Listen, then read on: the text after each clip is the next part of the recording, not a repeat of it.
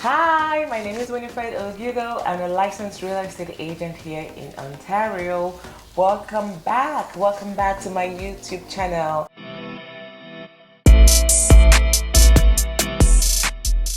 So this video is for anyone who is new to Canada, students, or if you're here and you're looking for things that you can do on the side to make extra money, then you want to stay tuned and watch this video. So I'm going to be talking about some ideas around side hustles that you can do, and if you want to take your side hustle legit, how you can achieve that goal as well, to take your side hustle from just something that you do casually to something that is an established company or something that is now going to be recognized as an organization.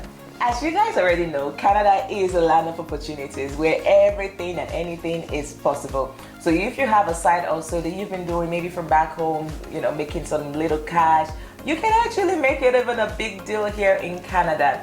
But before we go too far ahead, I want to talk about some ideas of side also using the skills that you already have to generate income here in Canada. The first one is in hair, making hair and hairdressing. A lot of us, we've made hair for our siblings, for our friends, for our family, and this is actually a very lucrative side hustle here in Canada. Personally, I did this to actually get me through my first couple of years in Canada. Luckily, I knew how to braid, I knew how to make hair, I made my own hair. So I used these skills to actually generate money to feed myself while I was an international student in Canada. And you could do the same thing too. So it's simple side also that you can do. Now, if you're wondering, oh my God, I don't have any skills, I can't braid hair, you can learn a new skill. You can actually learn a new skill before you come here. There's YouTube Academy. Well, a lot of people are teaching you how to braid hair, how to dress hair. If you're very intentional about it, you can learn these skills and you can start to use it to make extra income today. Of course, after you've mastered the skills. You can start by doing your friend's hair for free and you practice and eventually make perfect. I don't remember someone actually sitting me down to show me how to make hair. I just picked it up while I was in high school, and that skill paid off when I came to Canada and I was able to use it to generate some income for myself. Now, another side also that you can pick, and again from YouTube Academy, if you don't have the skill yet, is being a makeup artist. People are using this to make money every single day. If you're just starting out, you can start $60, $70 per session. And if you're more experienced, you can charge up to $200 and $250 per session. So this is a very lucrative side also, especially if you're a student. This is something that you can easily do in the weekend and make extra cash for yourself. Another side also that you can think of, especially if you're new to Canada or you're just looking to start out, how about cleaning? How about starting up your own cleaning business? Yes, you can do that. It's a very highly demanded skill set right now, and I actually use the service of a cleaner myself. I don't do it every day, but at least I get someone come in once every other week to help me clean my home, and that's just because for me, I can clean my home myself, don't get me wrong. It's just the time that I will spend cleaning up an entire house, I can use it to do more productive income generating tasks. So I rather outsource that task and responsibility to someone. And there are tons of people like me that are looking to outsource and delegate this responsibility in exchange for $1 or a couple of hundreds of dollars. I mean, you can make as much as $200 per cleaning session, depends on how big the house is, or you can even make $100 for a smaller apartment. That's how much. And with this Airbnb trend going on, a lot of real estate investors are buying properties to put on Airbnb, start up your own cleaning business and use that as a side hustle today. Another thing that you can probably think about doing is using your assets to generate money. All of us, we know Uber, we know Skip the Dishes, we know stuff, and you can use your car to generate income today. Another form of side also that you can do is, if you have a writing skill or you're good in content creation, this is a good space to be in right now. Heck, I'll probably need some ideas from you, and you can charge premium for your service to write content and also to help edit videos, anything around that, you know. This is a good side also. There are people that need help with editing. There are people that need help with content creation. So if you're good with these things, you can leverage these skills to build income and as a side also. Another idea for side also is being a work from home customer service representatives. There are a lot of platforms out there that allows you to receive calls on behalf of organizations. For example, Pizza, you can receive calls and take order from them and you get paid, sometimes per call, sometimes per the hour. Now this is something that I personally did. I worked with a platform called Arise and I provided customer service through this platform. So this was my side also, because going to school full time, I didn't have the luxury of picking a shift or going to do other jobs. So I utilized this platform to make extra money. I did this for a couple of years. It was actually very lucrative for me. This was actually my main source of income while I was studying at university. So I was take calls, and this platform still exists today. If you're looking to know more about it, it's arise.com. I'm not sure what opportunities are available there today, but they still exist and you can take advantage of it. And there are other platforms like that. Do your research, is on there, is online. You can take advantage of these platforms and work from home as a customer service representative. And sometimes no interview required. It's just your basic skill, your basic speaking skills. That's all you need. It's good internet, good phone, yes, and a computer. That's literally all you need to get started. So if you're looking to know more, check arise.com. I know there are others, and if I remember, I'll put them in the description as well. And another side also that you can potentially look into doing right now is babysitting. You can offer your services as a babysitter. You must have also heard that another lucrative one is dog walking. There's house sitting. Yes, you can get money and get paid to sit and watch people's home. Another side also that you can potentially do, especially if you're a student and you are good at what you do or you have a specific subject that you like, you can try tutoring. You can even tutor your course mates. Yes, you can charge your course mate premium to tutor them, especially if you are very good at a subject, maths, English, whatever. Tutoring is a good way and a good side also that you can do, and you can earn money doing that, especially for the international students in the house. Don't just waste your skill set, use it and leverage it to make money. Another side also that you can do is buying and selling. You can source on Facebook Marketplace, Kijiji, for things that are being sold at a very, very cheap rate and polish them up, make them look better, and list them again on Facebook and Kijiji and make some extra money. This is really beneficial if you have space and if you have an eye for good things. You can make money doing this side also. If you're like me, you did not come to Canada to count trees. You came to make money. I have even right now, I have side hustles that I'm doing. Some things I'm doing for passive income. And better if you're still in the country right now, maybe you're planning to come to Canada and you're not yet in Canada and you have access to learn this skill set for cheap, do it. Tailoring, hairdressing, beading, crafting, whatever. Do it now that you're still in a place where the resources to get this skill set is cheap. Because when you come here, it's going to be a little bit expensive, if you know what I mean. So leverage that. And if you're here already, it's not too late. Learn it. There's YouTube Academy. There are people offering classes on how to do these things. Take advantage. It's a small investment that you put down and you continue to pay forward in the future. Okay, so you've been doing your side also. And you're thinking, oh my God, I think I'm ready to actually go legit. Oh, I don't want to do it as a side also. I want to do it as a legitimate entity. How do I register my business? So that's the bonus for today's YouTube video.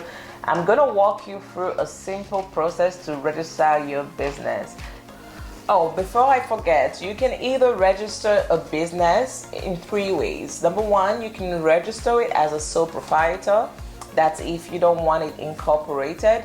You can register it as an incorporation in Ontario if your incorporation is in Ontario or in the province that you are operating.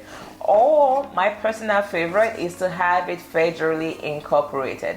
I like this option because you don't know where your business is going to take you to, and what you might become global. You might want to operate in the entire Canada versus limiting yourself to a province. And of course, nothing stops you with either way because you can always federally incorporate your business later on. I just like to start personally with incorporating my side also as a federal entity, if that makes sense. That's my personal preference. And if you're incorporating, you have two options. You can either be a numbered incorporator, which is a simple basic incorporation, or you can do a named corporation. For the purpose of today's video, I'm just only going to show you how to get it on a federal level. So you want to go to www.canada.ca. You want to go to business and industry, and you can click on start a business.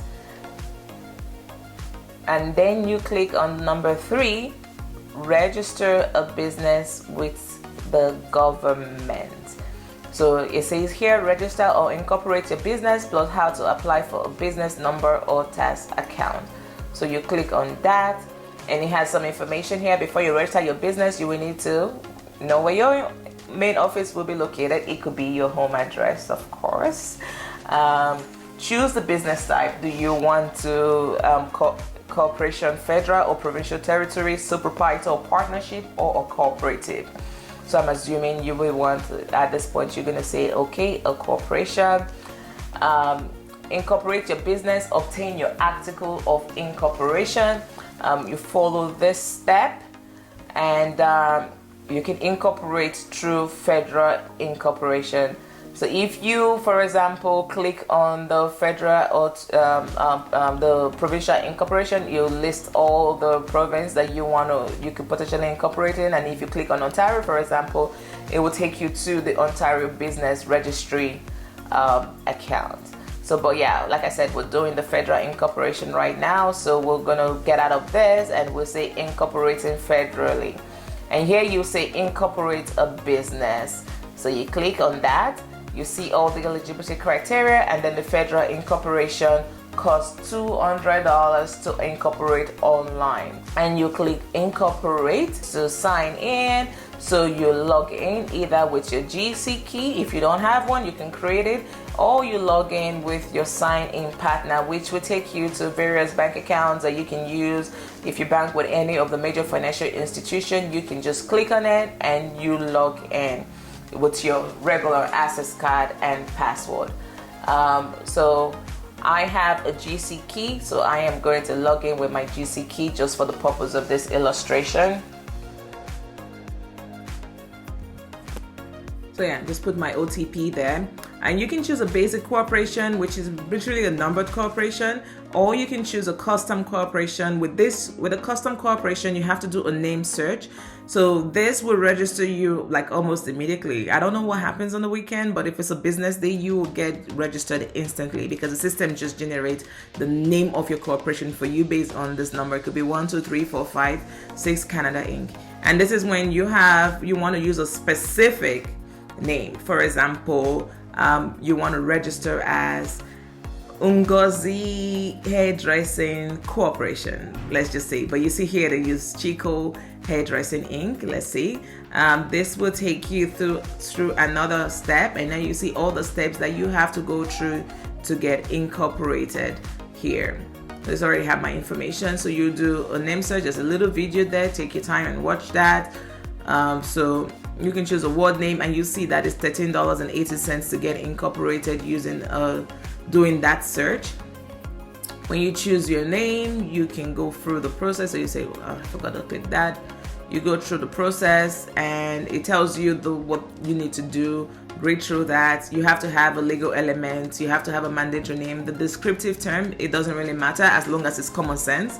So you can have a descriptive term of Winifred Real Estate Services, let's say, for example. So I'm just going to search my name because I have my name already registered, so I know. So let's see, Winifred Ogugo. So now it says Winifred Ogugo recommended. So I'm picking that, Winifred. It will ask you a couple of questions. You want to operate internationally across Canada, let's just say, and then you put in all those specifications you want, and then you search for the name that you want. As you can see, it's saying Winifred Ogugo Real Estate Corporation is taken, and you can see that my name is not available. So if you do pick that name, obviously you're not going to be able to register your business in my name. It won't get approved. So there's just an idea. There's Winifred Financial, there's Winifred Taylor, there's By Winifred, there's just Winifred. So it doesn't matter how you want to spin the Winifred right now, it's not gonna get registered. Period. Winifred Babies. So this is where you're talking about, the descriptive word can be unique and can help you. Winifred's Design, but you can no longer register, for example, Winifred Ogugo Real Estate Services or Winifred's, or By Winifred. You can register any of that. But if you have Winifred as your first name, you can go Winifred, whatever your last name is, and register a business like that. You know what I mean? So that's a 2-word one. So yeah, so that's pretty much it. So I'm not gonna go through the step because I'm not registering a business and I'm not gonna pay to register one. I already have all my business registered. But really, you do your proposed name, you do your search, you pay the money, and then your corporation name, you get a receipt, and that way you take that back. Once you have the name, you can take that back. So once it gets approved, you take that, you select that, and then you put in the name, and they will assign a confirmation number to you. You put that in, and then you put in your primary province where you're currently located. For me, is Ontario. You put that in. So 1 class share, 2 class share, talk to your accountant, know what I can put. I usually would just go with this. It's never bothered me before. And none for here. Then minimum directors, this is where you put your information. Choose the following. So if you have partners, this is where you put, so maximum is 10 partners, but you can do minimum. Restrictions on the business, are there any restrictions? You have to do your search to make sure that you can operate without a license or without anything in Canada or in your province or territory before you incorporate. So do your research about your chosen industry or your chosen site also, and make sure that you can operate legally, and also make sure you understand the requirements in order for you to operate, because this is just registering it. This is not going to implement those requirements to operate, right? So make sure you do that. Select whatever you need to select, and do what you need to do, and your effective date, and then you just go next after that and pay the money. And once you pay, it's approved. You get a couple of emails, one with your article of incorporation and the other one with your tax number. That tax number is pretty much your business number with the CRA. You have to register a GST account. GST account is not compulsory if you're not making over $30,000 a year. Most people will start without one. But if you see that if your site also is already generating a lot of income and you find that you might have high volume, I recommend that you register a GST account, so that way whatever you pay for GST, you can claim it for GST. That's a separate topic, but talk to your accountant and understand what it takes to register a GST account, and if you do need one. Registering a business is very easy, and that's my pro tip for you today if you want to take your site also to another level.